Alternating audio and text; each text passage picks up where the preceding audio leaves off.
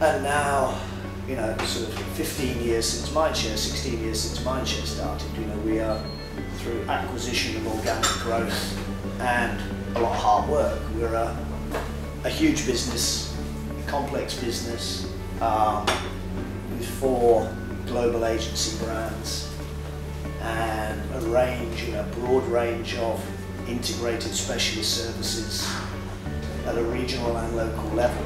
We've grown up, matured from a single agency business to a group structure to 4 agencies. You know, our product has developed beyond all recognition, and I think if you look, you know, classically, if you look at a pitch document today, you know, for a client versus 3 years ago, or 6 years ago, or 9 years ago, you think they were from 3 completely different companies. What I say is diversity, there is commonality in some areas. But what I have learned is it's going to be very careful generalising about Asia Pacific because of diversity.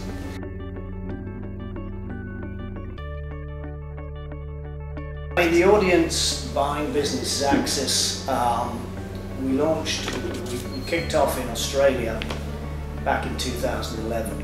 And we felt that was the market where we, you know, best chance to succeed and test and pilot a maturer, you could argue maturer or developed digital market with a strong digital expertise and a strong trading expertise, and we were able to bring the right talent in to run that business from the publisher side. So we got off to a flying start, and the plan was always to roll out rapidly. And so if you fast forward, well, about 18 months, 19 months since we launched in Australia, we're now in 9 markets.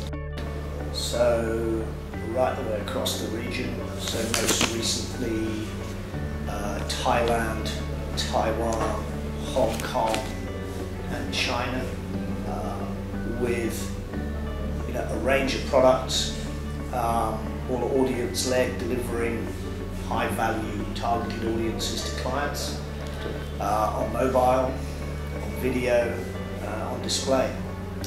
So, you know, we've invested in the right type of talent, we've got behind it as a business, and obviously our clients have seen the value. We've communicated the proposition to them openly. It's required different types of commercial conversations with clients. And yeah, we're really, really pleased with the progress. And in India, again, you know, we spent time last year planning and again getting the right structure and explaining the product to ourselves primarily. Obviously, it's key. You have to get a team on board with it in the business, so they understand what the benefit is, and then how to communicate and sell that benefit to clients. And that's been an active task in the last few months. As far as we're concerned, we deliver an integrated client-facing model, and that's always been our ambition. You know, if we take, obviously we're here in India, we take India as an example, we're able to deliver, you know, and again, the digital sort of age has required, you have to deliver an end-to-end, you know, digital solution, and we're able to do that. You know, we have the capability with Quasar or Madhouse or any of our entities to deliver an integrated digital solution. If you take the activation and experiential area, you know, through Dialogue Factory, which we've now formed, merging Dialect into Dialogue Factory, we can deliver an end-to-end strategy to execution in the experiential marketing area. So we're full service in quite a lot of areas. Clearly, from, you know, our strategy is to be able to advise on a holistic marketing and communication strategy with the ability to implement in all of those areas. Now, the majority of that implementation we manage in-house, but, you know, there may be implementation that we would take, you know, out of house. You know, we're not, you know, we don't have an ambition to build a creative department with copywriters and art directors sitting in big offices, you know, and producing 30-second beautiful pieces of film. You know, where we've taken a view to get into you know, video content is through our creation of mashup, which is, producing, on an industrial scale, high value, sustained engagement video content. So, the business has moved on. So we're continually looking to provide a full service solution, but not in the old definition of full service. So we'll never go that way.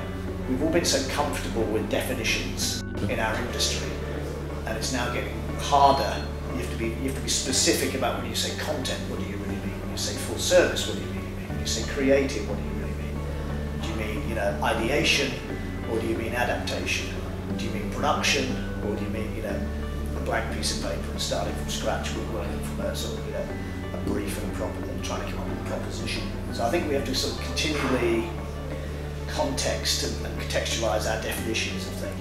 We compete more today with what you call classic creative agencies. They'd hate me to call them that, but again, for ease of reference, media agencies do compete with creative agencies. Now, whether that's us competing with our colleagues in WPP or beyond, particularly on digital assignments, and again, whether they're on mobile or social or full service, that happens, and that's just the way the industry's evolved.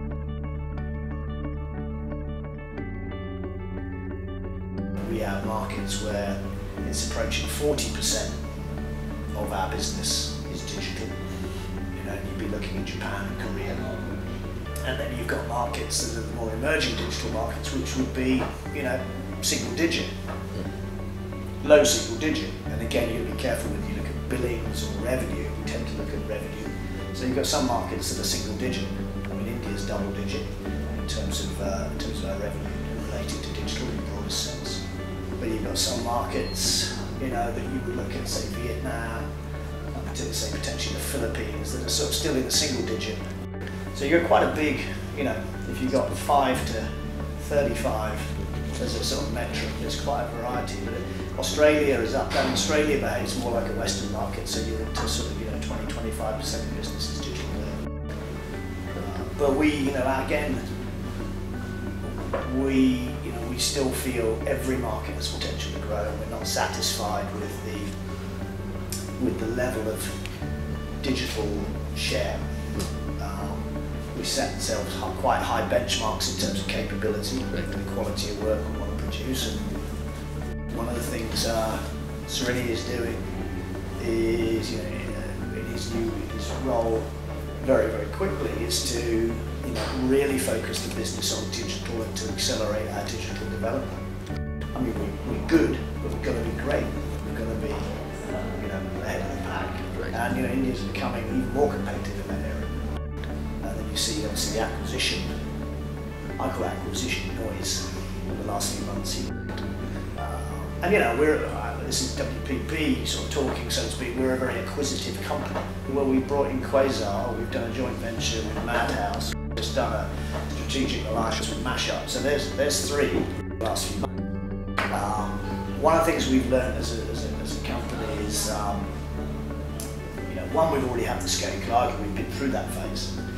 And what we've learned, what I've learned particularly, and looking around the region, is, the easy part of an acquisition is the deal and the press release. That's the easy part. The really, really hard part is the integration of those businesses successfully into the acquiring business. Because inevitably in digital acquisitions, you're generally acquiring relatively small companies. You're acquiring, companies and small businesses that have been built around key individuals and strong independent cultures. You're then having to marry them, with corporate cultures. And so you've got, inevitably a challenge. And I think what we've learned is focus on the integration plan and making that work.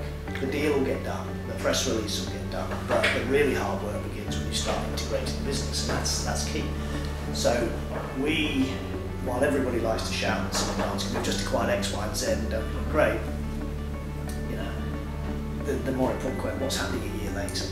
We've worked very hard on it. We have a huge client base, and there's a lot of low-hanging fruit within that client base to help them transform themselves digitally.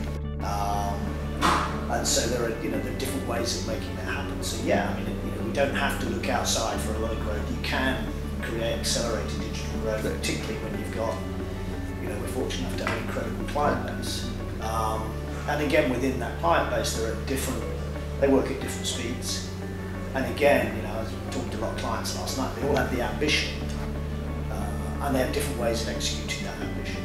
If you're a Vodafone, or a Nokia, or a P&G, or a L'Oreal, or a Nestle, they all have a similar ambition, but they're taking different routes to get there. So we've learned again to have a tailored approach to helping those clients develop and show their digital ambition.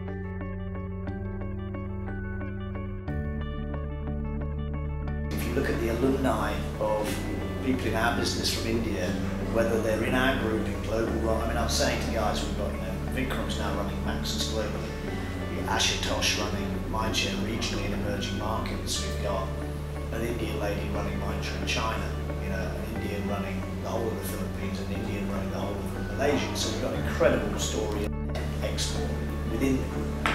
But also, we've got a lot of senior Indian talent that have found their way into client roles, either via us or via, from us to other clients and into other client roles. So again, across the region, and it's one of the things I've learned over the years, different to Europe and the US, is we lose more people to the client side because we find our clients get to know them, and we've had a lot of instances where clients are cherry picking our talent.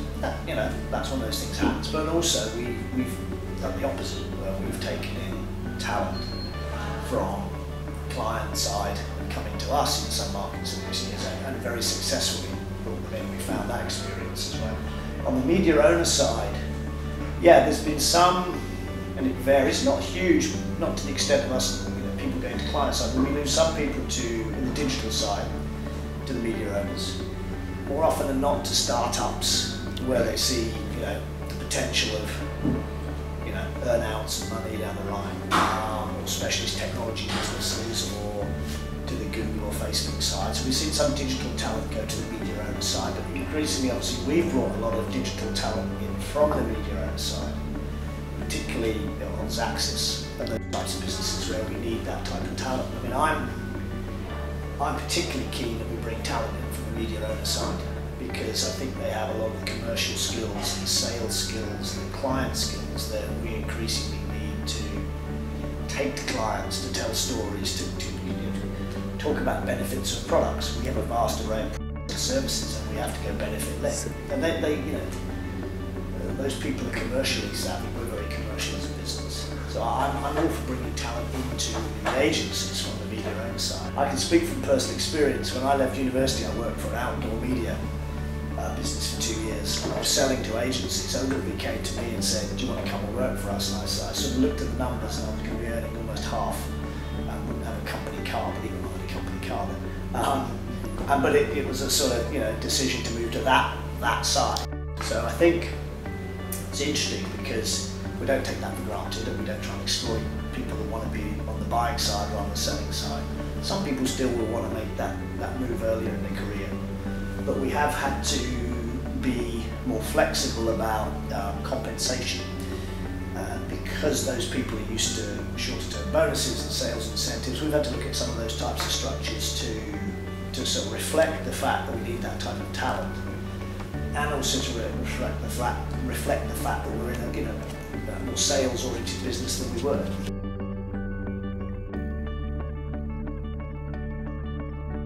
What keeps us going is that sort of relentless desire to continually improve ourselves, and what I call a healthy paranoia about, one, being a market leader, and two, not changing fast enough. So that sort of inner drive, I think, comes from our pride of our scale, pride of our ambition, and that sort of desire to continually, right be on the cusp of change or shaping the market. I mean, one of the things we're obsessed about is leading and shaping the market, not just following the market. And again, we're able to achieve a lot of that ambition because One of the things we have is scale as a business, and there's the obvious economies of scale and the buying leverage and all of that stuff. But one of the things I say is that, you know, we've got more talent, I think, in our organisation. I wouldn't say that. But what we have is more of that talent focused on tomorrow than focused on today. So we're able to free up people like Srini and his team's time to really to have most of their conversations about what next and what's tomorrow. Because tomorrow's coming very, very, very quickly, faster than it ever did come. So, you know, it sort of keeps me awake, but it keeps me awake in a good way, because I know when I see, you know, I was in Hong Kong 3 weeks ago with 50 people in a room for 2 days, talking about a specific topic, in-depth, global, regional, local teams. And I know for a fact there's no other organisation in the world in our business that is having that conversation to the depth we had it with the talent in the room, working in a cohesive, joined up way. So that gives me, you know, immense sort of pleasure and satisfaction and sort of reassurance that we're in the right place. And so I don't lose sleep about, while we have healthy respect for the competition, I don't lose sleep about what they're doing. I lose more sleep about what we're doing. And that revolves around just really about changing at the speed we need to change, which is always faster than, you know, able to achieve.